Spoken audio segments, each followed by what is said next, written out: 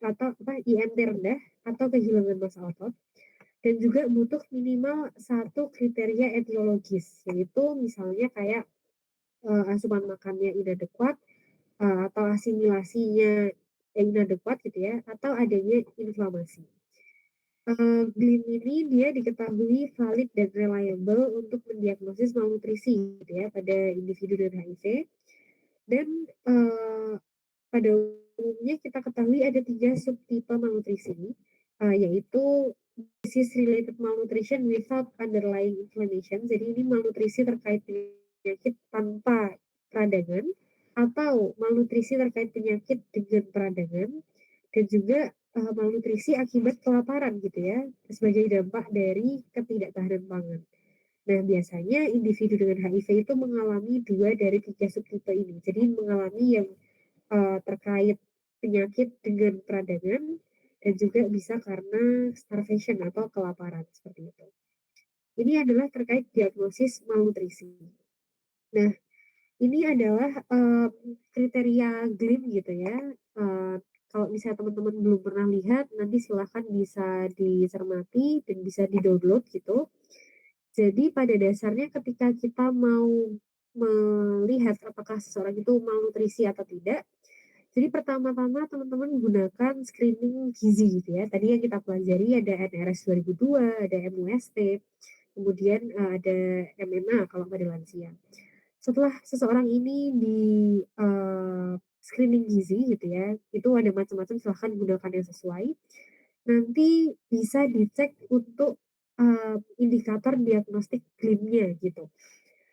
Tadi kita ketahui minimal ada satu kriteria fenotip gitu ya, dan ada minimal satu kriteria etiologis. Jadi kita lihat, bisa jadi seseorang itu memenuhi kriteria fenotipnya karena mengalami penurunan berat badan yang tidak direncanakan gitu, atau IMT-nya rendah, atau mengalami penurunan massa otot gitu ya. Nah ini, tapi penurunan massa ototnya harus berdasarkan metode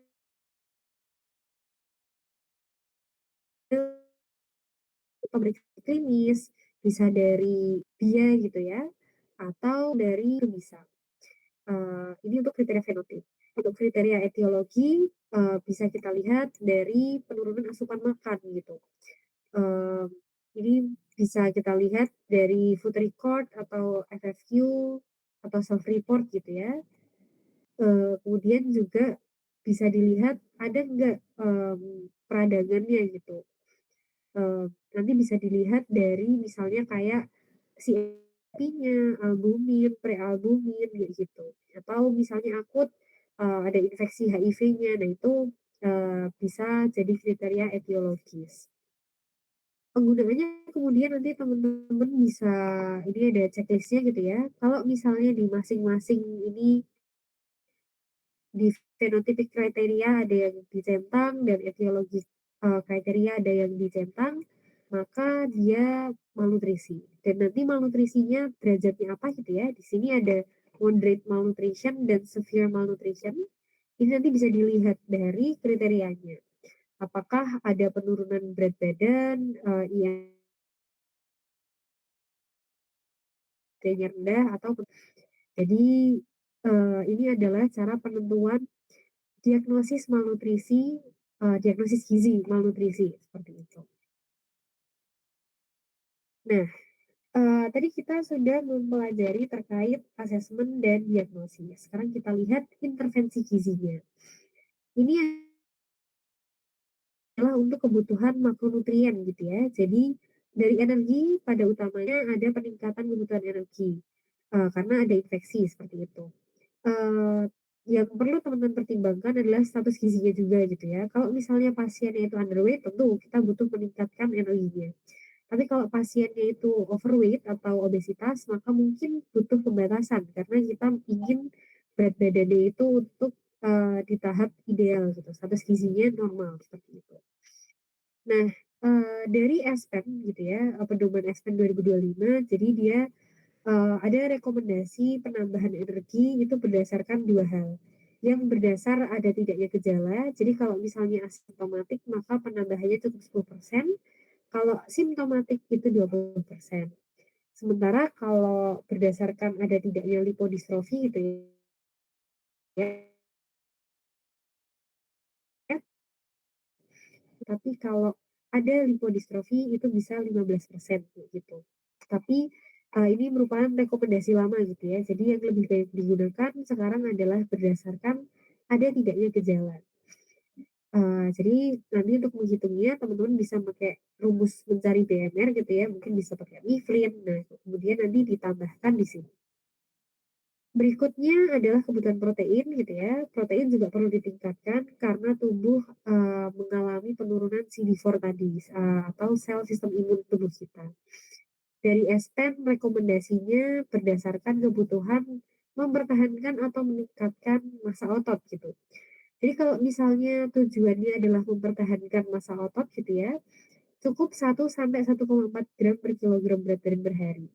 Tapi kalau tujuannya adalah meningkatkan lean mass atau massa otot, maka kita bisa memberikan 1,5 sampai 2 gram per kilogram per hari. Nah, eh, ini rekomendasi SPEN seperti ini. Ada juga rekomendasinya AND gitu ya. AND itu Association of Nutrition and Dietetics, punyanya Amerika. Mereka memberi rekomendasi setidaknya 10 sampai 35% kebutuhan energi gitu. Ini untuk protein. Jadi mungkin nanti kalau saya teman-teman melakukan perhitungan itu bisa dibandingkan gitu ya. Misalnya pakai SPEN, apakah dia masih masuk di range AMD ini? Biasanya sih masih masuk gitu. Begitu juga sebaliknya kalau misalnya menggunakan rekomendasinya AMD, kira-kira dia masuknya di mana ini? Gram per kilogram berat badan per harinya gitu. Ada juga rekomendasinya WHO tahun 2005. Jadi dia merekomendasikan penambahan 10% gitu ya pada pasien yang mengalami infeksi oportunistik. Ini untuk kebutuhan protein. Nah, berikutnya untuk kebutuhan lemak gitu ya. Kalau dari SPEN dia patokannya kurang dari 30% total kebutuhan energi. Kalau dari AMD mereka merekomendasikan bisa diberikan 20 sampai 35% ini pada pasien HIV yang nggak punya faktor risiko penyakit kardiovaskular. Jadi kalau misalnya hasil pemeriksaan biokimianya itu untuk profil lipid masih normal, baik-baik aja, ya mungkin masih bisa diberikan 30 atau 35% kebutuhan energi seperti itu. Dan di sini tapi lemak jenuhnya tetap dibatasi maksimal 10% gitu. Anjuran lain terkait lemak yaitu dianjurkan mengkonsumsi asam lemak omega 3 gitu ya, karena itu bisa menurunkan trigliserida serum, mengurangi peradangan dan juga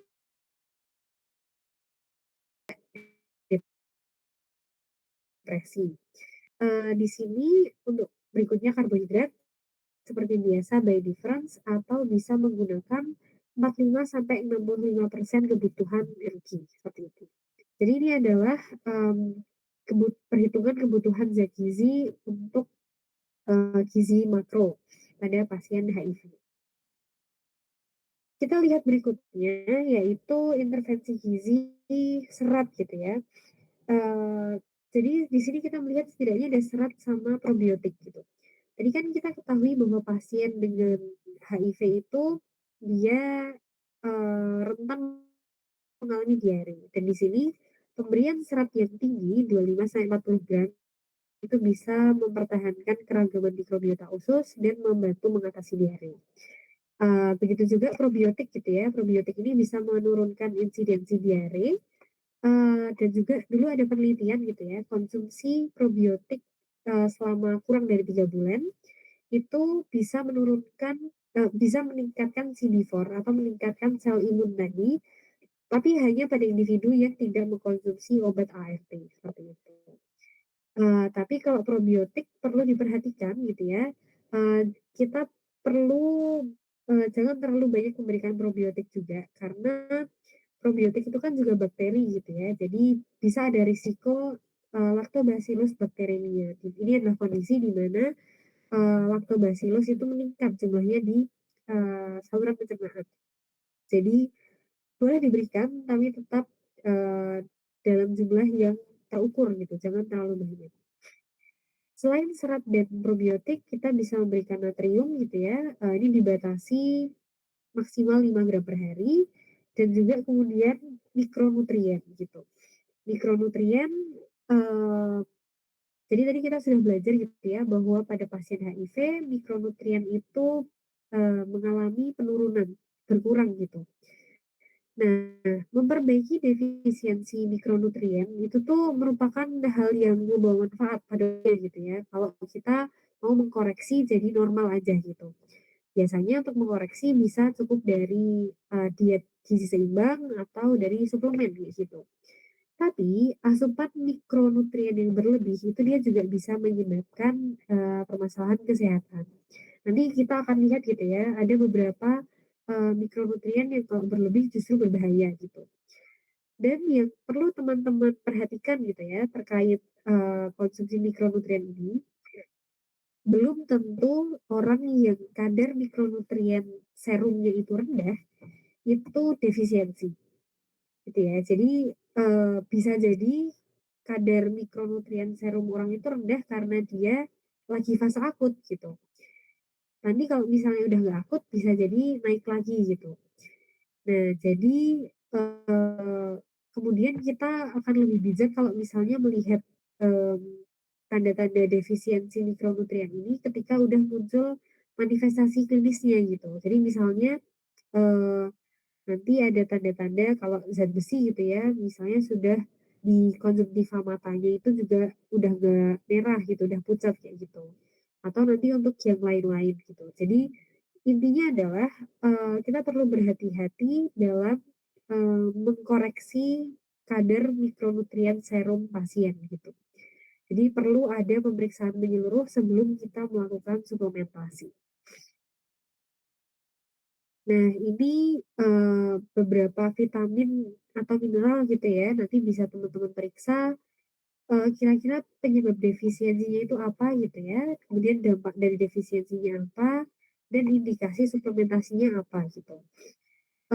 Mungkin yang perlu bisa di-highlight gitu ya, jadi, vitamin seperti vitamin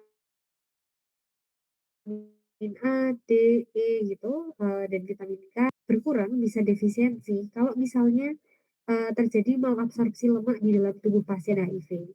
Jadi kita ingat gitu ya bahwa pasien HIV itu bisa mengalami enteropati. Jadi villi ususnya tidak bisa menyerap zat gizi dengan optimal.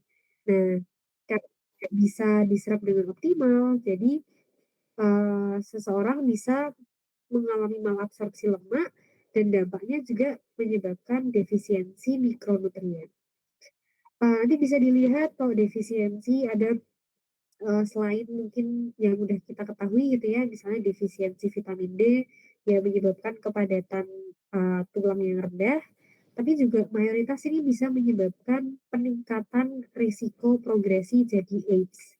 Jadi nanti dari yang tadi tahap 3, tahap klinis 3 menjadi tahap 4 gitu, jadi AIDS gitu. Jadi, inilah pentingnya kita memastikan bahwa pasien itu mengkonsumsi mikronutrien yang adekuat, seperti itu. Dan kalau kita lihat gitu ya, jadi, misalnya kayak vitamin A, dia perlu dikoreksi tapi nggak boleh lebih dari AKG. Karena kalau misalnya melebihi dari, normalnya, bisa meningkatkan resiko mortalitas. Jadi, tidak semua yang berlebihan itu baik kayak gitu, terutama di sini untuk mikronutrien. Ini vitamin A, D, dan E, kemudian ini vitamin berikutnya B12 dan beta karoten gitu ya. Nanti bisa dilihat penyebab defisiensinya apa, dampaknya apa. Nah, mmm, yang sedikit menarik gitu ya, beta karoten atau vitamin C ini, kalau misalnya jumlahnya terlalu banyak, dia, justru bisa meningkatkan risiko kanker, pada perokok gitu ya, kanker paru-paru pada perokok. Ini karena, ternyata ada penelitian gitu pada pasien HIV, kalau konsumsi beta karotennya terlalu banyak pada dosis yang besar, dia justru bisa jadi prooksidan dan bukan jadi antioksidan. Itu adalah, salah satu mekanisme yang diduga gitu ya, kenapa, konsumsi beta karoten yang banyak justru, menyebabkan peningkatan risiko kanker. Berikutnya untuk intervensi mineral gitu ya, selenium, zinc, nanti bisa dilihat, pada dasarnya tidak dianjurkan melebihi dosis gitu ya, cukup memenuhi AKG aja gitu. Zat besi juga gitu ya, zat besi ini teman-teman juga tahu kekurangan zat besi bisa menyebabkan anemia, tapi yang perlu diketahui walaupun kita perlu mengkoreksi kadar zat besi gitu ya, tapi asupan zat besi yang berlebih itu bisa menyebabkan peningkatan viral load gitu. Jadi, kan kita tahu bahwa zat besi itu, berfungsi untuk ini ya, untuk, hemoglobin tubuh gitu, jadi untuk mengangkut oksigen gitu. Nah, Eee, walaupun zat besi fungsinya itu bisa bermanfaat bagi sel-sel tubuh kita, tapi ternyata dia itu juga bisa bermanfaat untuk, replikasi si virus HIV-nya itu gitu. Jadi, kalau misalnya terlalu banyak suplai zat besinya, maka ini juga bisa menyebabkan peningkatan viral load-nya gitu, dan kita tidak menginginkan hal ini. Jadi itu, intervensi terkait mikronutrien. Nah, sekarang kita beralih ke rekomendasi terkait efek samping gitu ya. Jadi kan tadi kita, sudah melihat bahwa HIV ini ada banyak efek sampingnya. Kalau misalnya kita lihat, misalnya di sini, efek sampingnya mual dan muntah gitu, maka tips-tips yang bisa kita berikan ya seperti yang teman-teman sudah ketahui gitu ya. Jadi makan porsi kecil tapi sering, hindari makan bersamaan dengan minum gitu ya, biar, ya makanan yang kering-kering aja, minumnya nanti terakhir gitu, dan juga minumannya bisa yang cairan jernih, kemudian, bisa kita anjurkan kayak yang kering-kering seperti crackers, atau roti tawar gitu ya. Bisa kita anjurkan makanan yang hambar, misalnya kayak kentang, mie, nasi gitu ya. Kita juga bisa menganjurkan pasien untuk mengkonsumsi jahe di antara waktu makan. Jadi bisa kayak permen jahe atau, mmm, teh apa, air jahe gitu ya, seduhan jahe itu bisa. Untuk menghindari mual dan muntah juga batasi asupan tinggi lemak gitu ya. Jadi yang makanan berlemak, berminyak itu bisa dihindari, eee, bisa juga menganjurkan makan makanan yang pada suhu ruang atau yang lebih dingin. Karena biasanya makanan yang hangat itu tuh dia rasanya lebih, menyengat gitu ya, lebih kuat. Jadi kita ingin menghindari itu. Jadi kita bisa memberikan makanan pada suhu ruang atau yang dingin. Berikutnya kita bisa menganjurkan pasien untuk menggunakan baju yang longgar, kemudian untuk duduk setelah makan gitu ya. Kemudian kita juga bisa meminta pasien untuk membuat catatan gitu, kira-kira pasien itu merasa mual dan mau muntah itu ketika ter-trigger makanan apa. Ini bisa dicatat dan biar, pasien bisa menghindarinya, kayak gitu. Kalau misalnya pasien memang kesulitan sekali misalnya masak gitu ya, karena biasanya kan kalau orang masak itu aromanya kuat gitu. Nah, ini pasien bisa dianjurkan untuk, mengkonsumsi makanan yang udah, ready to eat, siap dimakan gitu. Dan juga, kita bisa mengajarkan pasien untuk makan dengan lebih, mindful gitu ya. Ini untuk mengatasi mual dan muntah. Berikutnya untuk mengatasi diare gitu ya, jadi ini cukup sering juga. Jadi ini 2 efek samping yang sering terjadi pada pasien HIV gitu. Kalau diare kita bisa menganjurkan pasien untuk mengkonsumsi makanan yang rendah residu dan yang sudah dimasak dengan matang gitu ya, untuk menghindari, kemungkinan infeksi lain. Kemudian kita juga bisa menganjurkan pasien untuk mengkonsumsi karbohidrat yang tawar gitu, misalnya kayak nasi, mie, kemudian crackers, dan, roti panggang gitu. Kita bisa menganjurkan pasien mengkonsumsi makanan yang rendah, eee, low fiber gitu ya, untuk jenis, serat tertentu, seperti pisang, seperti itu.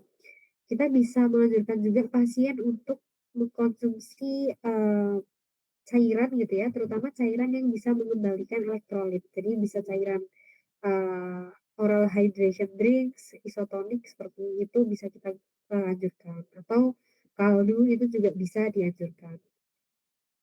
Pasien juga bisa dianjurkan untuk mengkonsumsi makanan dengan porsi kecil tapi sering, lalu menghindari makanan yang berlemak, yang bumbunya terlalu tajam gitu ya, terlalu pedas, itu bisa dihindari. Bisa juga kita menganjurkan untuk mengurangi konsumsi makanan yang manis gitu ya, yang tinggi gula gitu, bisa dihindari terlebih dahulu. Dan kalau misalnya pasien itu punya intoleransi laktosa gitu ya, kita bisa minta pasien untuk menghindari produk susu dan turunannya gitu. Tapi kalau misalnya tidak ada intoleransi laktosa, kita bisa menganjurkan pasien untuk makan probiotik dan prebiotik gitu ya. Probiotik misalnya kayak Greek yogurt itu bisa diberikan. Itu probiotik ya, bisa diberikan. Kita juga bisa menganjurkan untuk membatasi kafein dan mensuplementasi dengan glutamin. Jadi glutamin ini bisa membantu menurunkan atau mengurangi diare. Jadi ini adalah hacks-hacksnya gitu ya, tips dan trik untuk pasien yang mengalami mual muntah dan juga diare. Berikutnya, ini efek samping yang juga cukup sering terjadi gitu ya, yaitu kehilangan nafsu makan, kemudian perubahan rasa gitu ya, dan juga radang tenggorokan serta ulcer atau luka di mulut dan esofagus. Nah, ini disesuaikan gitu ya. Kalau misalnya pasien kehilangan nafsu makan, maka kita bisa menganjurkan porsi kecil tapi sering, terus menghindari mengkonsumsi eh, minuman yang nggak ada kalorinya gitu. Jadi karena memang dia nafsu makannya udah berkurang, ya ketika dia makan kita beri makanan yang padat energi gitu. Jadi bisa misalnya kalau minuman ya yang ada susunya gitu ya, yang tinggi energi gitu. Kalau makanan mungkin bisa ditambahkan dengan tambahan minyak gitu ya, tambahan minyak zaitun misalnya, atau lemak dari alpukat kayak gitu. Jadi intinya eh, kita utamakan yang tinggi kalori gitu. Kita juga bisa menganjurkan pasien untuk makan di lingkungan yang menyenangkan. Jadi mungkin harus ada temennya kayak gitu. Kalau misalnya kehilangan nafsu makan ini berkaitan dengan kesehatan mental, kita bisa merujuk pasien mungkin ke psikolog atau psikiater seperti itu. Berikutnya kalau ada perubahan rasa gitu ya, di pengecapan di lidah. Jadi kita bisa menganjurkan pasien untuk menambahkan bumbu dan rempah gitu ya, dan juga menghindari konsumsi makanan dari produk kalengan karena biasanya produk kalengan itu kan mungkin mereka sensitif terhadap rasa metalik gitu ya, jadi kita bisa menghindari. Sama halnya juga kalau misalnya pasien itu sensitif terhadap rasa metalik, kita bisa menganjurkan pasien untuk makan menggunakan utensil atau peralatan yang dari misalnya plastik atau melamin seperti itu.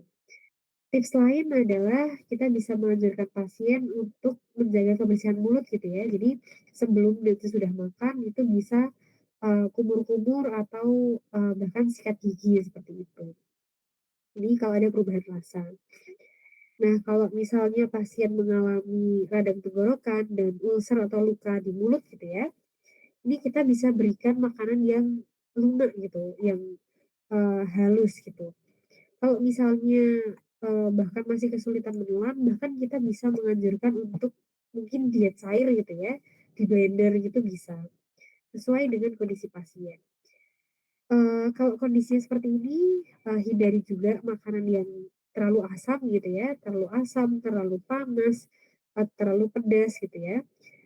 Intinya adalah pastikan bahwa makanan yang diberikan itu basah gitu atau moist gitu. Bisa dengan tadi dietnya diet cair atau bentuknya sup-supan, atau kalaupun misalnya makanannya itu padat, itu teman-teman bisa memberikan yang pakai saus gitu ya, sausnya kayak gravy atau ya bukan kemudian necessarily saus saus tomat, saus sambal tuh enggak, tapi ya mungkin ya nanti sausnya dari apalah, dari kaldu atau lain sebagainya, seperti itu. Dan di sini, bisa dianjurkan mengkonsumsi makanan pada suhu ruang gitu ya, atau yang dingin. Karena biasanya, kalau misalnya, suhunya panas, itu justru akan semakin melukai. Sama halnya kayak kalau teman-teman itu sariawan, kan kita kalau makannya atau minumnya itu yang panas, itu akan makin sakit. Nah, itu sama. Jadi, kita bisa menganjurkan pasien untuk mengkonsumsi makanan yang suhu ruang atau dingin, kayak gitu nggak masalah. Berikutnya ini misalnya pasien mengalami weight loss, eee, jadi penurunan berat badan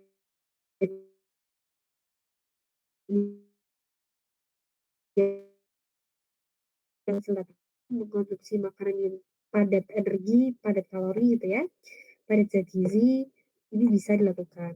Kalau pasien mengalami peningkatan berat badan, berlebih gitu ya, maka kita bisa mencari tahu dia trigger-nya apa tuh untuk overeating-nya gitu. Dan dia juga bisa menganjurkan pasien untuk meningkatkan aktivitas fisik gitu, supaya, eee, kalorinya tidak berlebih gitu. Nah, kalau pasien mengalami pankreatitis, ini juga bisa terjadi gitu ya pada pasien HIV, kita bisa membatasi asupan lemak gitu ya. Jadi pada setiap meal-nya kita memberikan yang rendah lemak, seperti itu. Ini adalah beberapa kondisi, eee, efek samping HIV gitu ya, dan bagaimana kita bisa mengatasinya dari tips-tips terkait makanan, seperti itu. Nah, intervensi gizi tidak hanya, dari asupan gitu ya, tapi juga dari edukasi gitu. Nah, edukasi pada pasien HIV itu penting, sangat penting, karena HIV itu kan penyakit seumur hidup gitu ya, yang mana, eee, sampai saat ini belum ada obatnya. Jadi ketika teman-teman bertemu dengan pasien HIV, pastikan edukasinya itu sesuai dengan, kebutuhan gitu. Kira-kira misalnya nih, eee kasusnya ada pasien HIV ibu-ibu sedang hamil, kemudian dia akan menyusui dan akan punya balita dan anak-anak, maka sesuaikan edukasinya untuk mereka gitu. Seperti contohnya kayak gimana nih risiko penularan, pada pemberian ASI gitu, kemudian alternatifnya apa kalau misalnya tidak bisa diberi ASI, seperti itu. Juga misalnya anak kecil kan misalnya ada anak yang memang dia udah terkena HIV dari orang tuanya gitu ya, maka dia akan lebih rentan terhadap infeksi. Nah, kita bisa memberikan edukasi, oh kalau misalnya rentan infeksi maka dia juga, ada risiko untuk, keterlambatan pertumbuhan dan perkembangan dan ini gimana cara mengatasinya. Nah, itu teman-teman bisa mengedukasi sesuai dengan kondisi tersebut.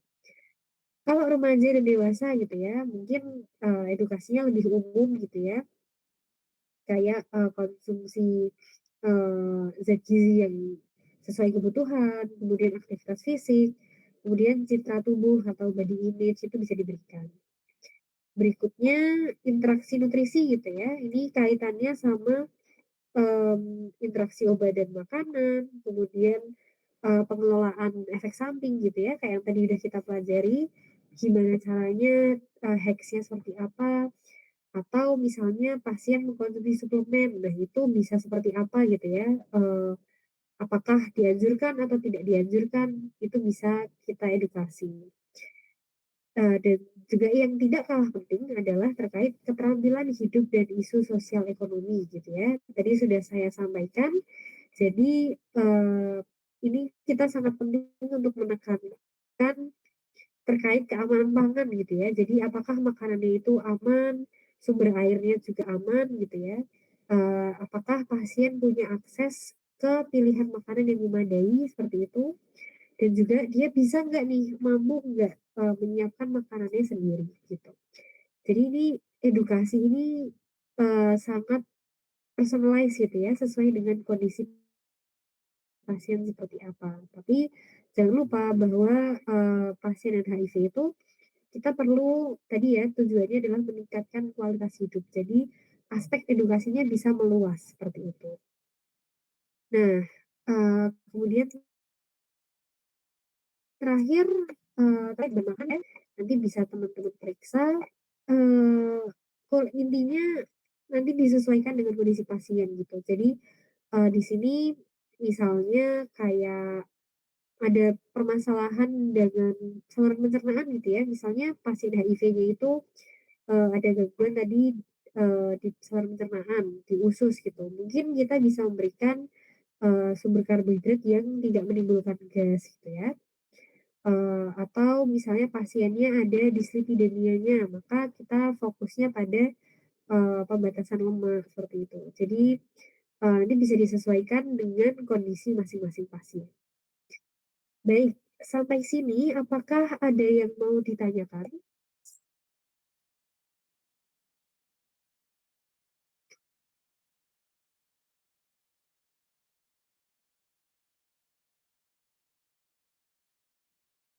Kalau misalnya tidak ada yang mau ditanyakan, silahkan ini ada beberapa soal gitu ya, kita refreshing dari materi hari ini.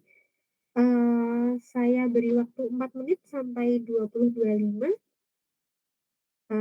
bisa ya, cukup ya waktunya? Cukup, Ibu. Oke, silahkan.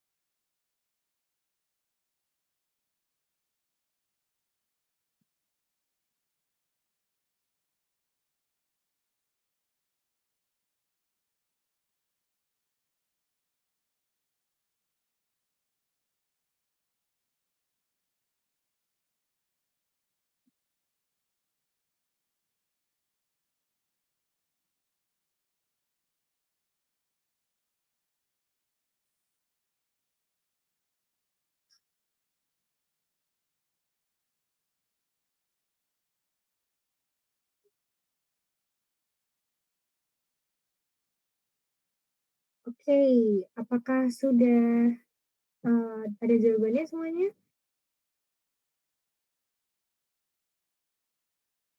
Bisa kalau misalnya mau open mic silakan ya, atau misalnya mau tulis di chat gitu. Yang pertama, untuk kondisi redistribusi lemak tubuh yang dialami oleh pasien dengan HIV disebut apa? Lipodystrofi. Oke. Nah, ini meliputi penumpukan lemak yang disebut apa kalau penumpukan lemak? Lipohipertrofi. Oke. Dan juga kehilangan lemak yang disebut Lipoatrofi. Oke, sip. Berikutnya, alat atau kuesioner yang bisa digunakan untuk mendiagnosis malnutrisi pada pasien dengan HIV, apa istilahnya? Subjective Global Assessment Ibu atau SGA.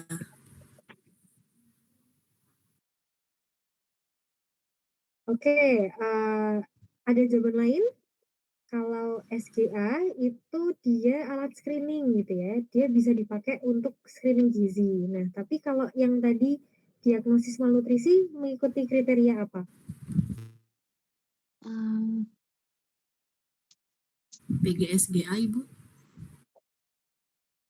Bukan, PGSGA juga alat screening.